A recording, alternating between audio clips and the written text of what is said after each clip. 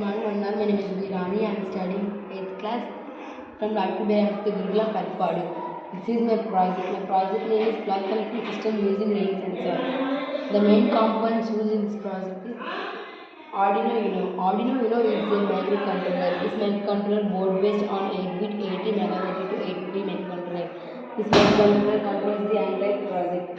This is servo motor. A servo consists of motor AC or DC, a potential meter, gear assemble and a circuit controller. This is rain sensor module. A rain sensor module.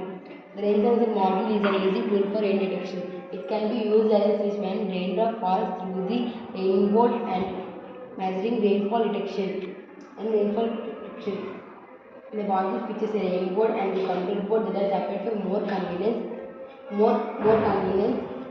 and a power indicator LED and an adjustable sensitivity through a potential meter.